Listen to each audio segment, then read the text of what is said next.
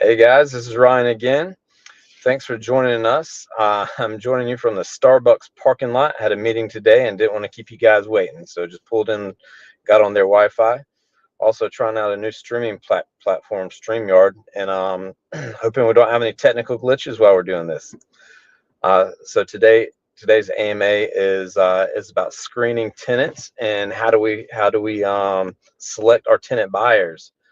If any point during this time you want to get a checklist that we use, just DM or comment screening, and we'll send it on over to you. But I'm just going to kind of go and go through how we look at tenant buyers and tell you what's important to us and what's not. Obviously, when we're selecting tenant buyers for these properties, we're not going to find somebody with an 850 credit score and $200,000 of income and no debt and everything that a bank's going to look for. If they would qualify for a bank loan, then they're going to go to a bank. And so we have to be very particular about what we're willing to let slide by and what we're not. And we want to make sure that we're protected in case in case they fall upon hard times. And so the number one question I always get is, do you run credit checks? And the answer is yes, absolutely. We run credit checks. Um, Sometimes some rent to own investors will not do that, and I think that's a mistake. There's a couple reasons we run it. Number one is because we don't want the liability of being a predatory landlord. We want to make sure that these folks can afford these houses that we're selling them. We want to make sure that we're not getting somebody into a position where they're going to fail. Because when it all comes down to it, if we go to court and a landlord says or the judge says, these people clearly could not afford this, why did you sell it to them? We want to have an answer for that. We want to have a credit report to go. So we actually do these credit reports through a third party MLO, mortgage loan officer. And we get an opinion from them on number one, their current credit report, number two, their income, or rather their debt to income ratio, and number three, we want to know their professional opinion on what would need to happen for them to be able to qualify for a bank loan. And so, having said all that, the number one thing that strikes a tenant buyer off our list is if they cannot come up with a down payment. If the down payment, as I've mentioned in other AMAs and everywhere before, the down payment is what makes this whole thing work. It's the secret sauce. It keeps us protected. If there is a problem, if there's a problem with making a payment or two or something like that, it gives us enough wiggle room to be able to continue that relationship with that tenant buyer without seeking eviction. Eviction is not something either us or the tenant buyer want. So that down payment is going to be absolutely critical.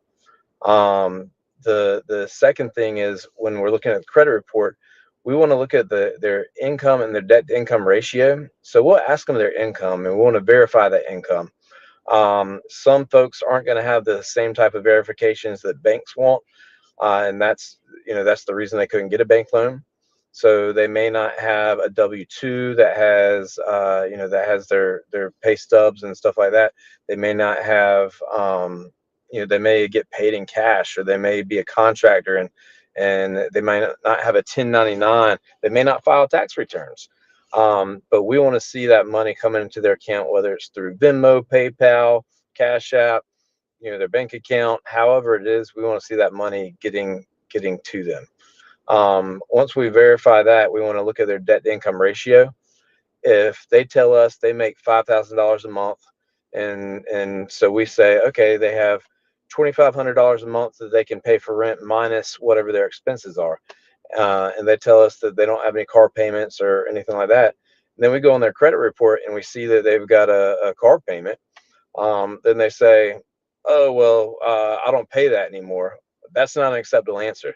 We're not looking for folks who are just skipping out on other bills in order to pay us. We need to make sure that they can take care of their entire thing every month, and that their credit is not getting worse. We're wanting to catch people on the way up from a bad credit situation, not the way down. We don't care about credit score in any way. All we care about is the trend. If the trend is going down, they're not going to be a good tenant buyer. If the trend is going back up, they're probably going to be the best tenant buyer we can have.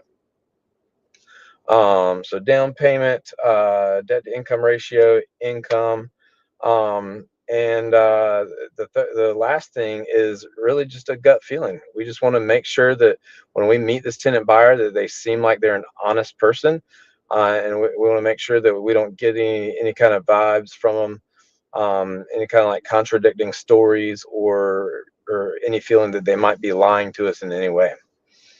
And that's how we do it. We keep a checklist. We check it twice. We make sure that we aren't overlooking things that could cause a problem down the road, and we keep records of it. So if it ever does come up in court, we've got the record, and we can explain how we came to that conclusion.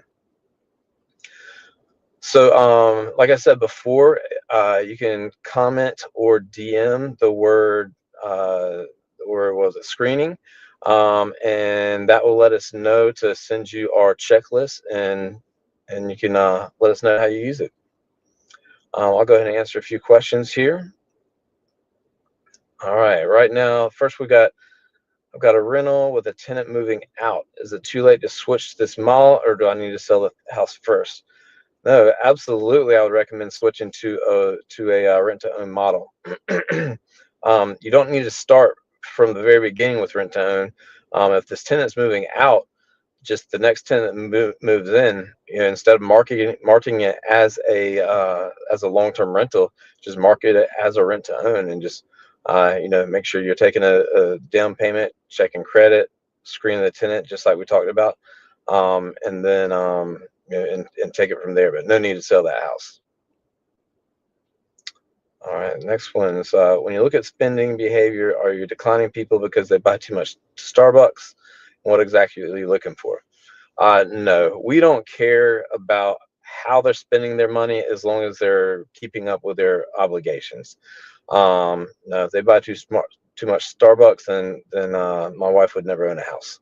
So I think that the as long as they're keeping up their current bills, we don't pay attention to how they're doing it. If they've got too many cars, if they got another property, or if they've got too much credit card debt or anything like that, that's not a big deal to us, provided that the income that they're showing shows us that they can pay all of those obligations plus the rent on the house. And we do 50%, by the way. We require 50% or lower debt to income ratio.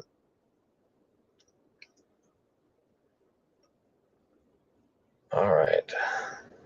Next question.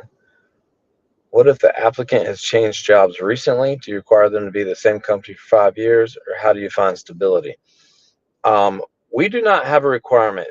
Banks typically do not have a requirement for W-2 jobs. And so we certainly don't have a requirement for W-2 jobs as long as they have that W-2 income and can show a pay stub. For 1099 and contractors and tenants who earn kind of alternative income, is the best way to put it, we do have a little bit more stringent requirements, and that's just to show, we just want to see that they consistently are bringing that money in. We want to see that it's brought in monthly. We don't care if it's brought in all the beginning or all the end of the month, or scattered throughout the month, or however it is. We just want to see that it is coming in regularly. If somebody goes for a gap of more than 2 months without some income, that's when red flags start to get raised, and it's really got to be a judgment call. We've got to understand the story behind it and understand the reasoning. As long as we can get comfortable with that reasoning and that story, at the end of the day, what's important to us is that they can pay the bill now, and that they're not the type of person who's going between jobs a lot. So we just like to just get an explanation whenever something's going wrong, and make sure that we're comfortable with that explanation. All right. See, how can you know when they'll be able to get a mortgage? Banks change their rules all the time, or we're just hoping that they qualify in 2 years. That's a great question. You can never be 100% sure that they're going to be able to do anything in the future. Nothing's guaranteed but death and taxes.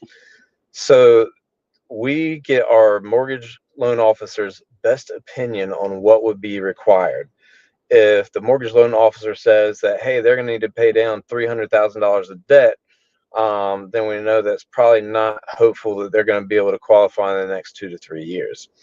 If the mortgage loan officer says all they need to do is pay their current bills on time and then maybe pay an extra $100 a month towards this credit card or this outstanding car loan or whatever it is, then we know that that's going to be possible.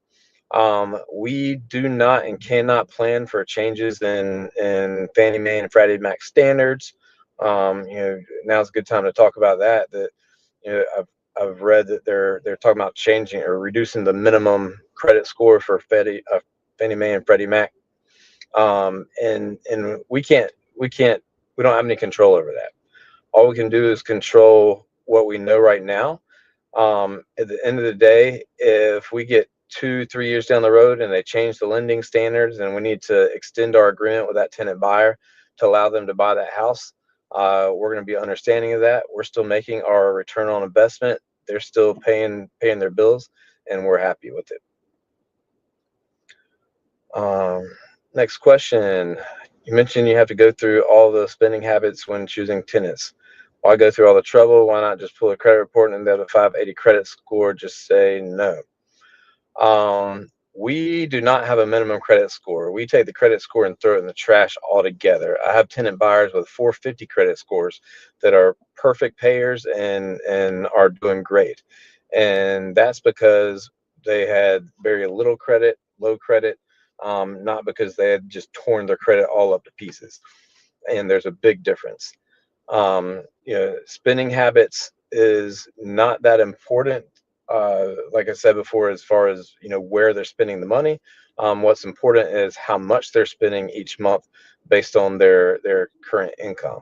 If they tell me they're making $5,000 a month and they want to buy a house that's going to cost them $2,000 a month, we know we've only got another $500 a month to play with.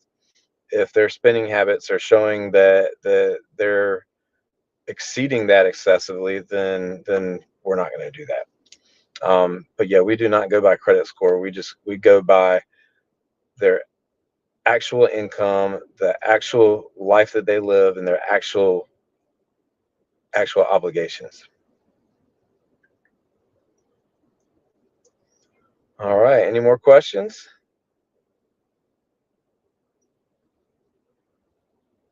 All right. I believe that's it. Well, thanks for hopping on and checking it out. I'll look forward to seeing you next time. Feel free to DM or leave a comment. Leave screening if you'd like our checklist, or if you'd like to meet one-on-one and explore the fund a little bit. Send me a DM or comment and let me know. You guys have a great day.